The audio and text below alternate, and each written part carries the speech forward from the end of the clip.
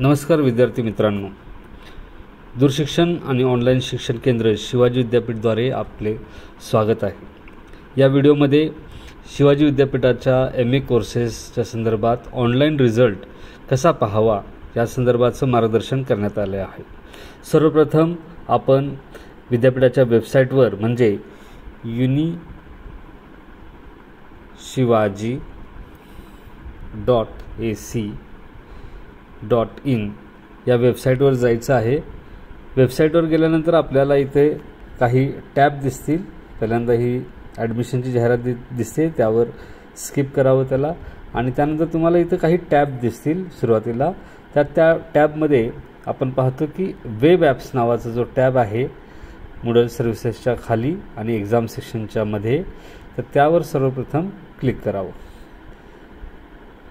Web ॲप्सवर click केल्यानंतर तुम्ही online पोर्टलला येता आणि ऑनलाईन पोर्टलमध्ये तुम्हाला होम असं जे लिहिलेलं आहे त्याच्या शेजारी स्टुडंट पोर्टल असा टॅब दिसेल। तर स्टुडंट पोर्टलवर क्लिक करा। स्टुडंट पोर्टलवर क्लिक केल्यानंतर आपल्याला एक्झामिनेशन पोर्टल असं लिहिलेलं त्याच्या शेजारी दिसेल। तर या एक्झामिनेशन पोर्टलवर आपण क्लिक करायचं आहे।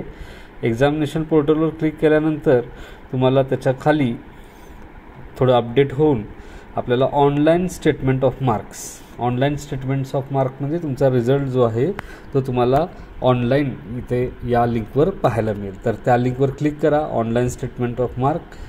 ते क्लिक केल्यानंतर तुम्हाला जी रिझल्ट बघण्याची जी लिंक आहे ती ओपन होऊन तुम्हाला PRN नंबर विचारला जाईल। 10 अंकी जो तुमचा PRN नंबर आहे तो तिथे टाकायचा आहे। आता मी एका विद्यार्थ्याचा PRN नंबर टाकून तुम्हाला दाखवतो।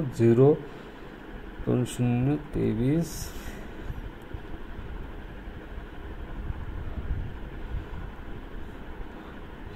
तर आपला जो PRN नंबर आहे तो टाकून तुम्ही याच्यावर क्लिक करा व्ह्यूवर आणि त्यानंतर काय होईल की तुम्हाला डाउनलोड फाईल म्हणून एक मेसेज येईल।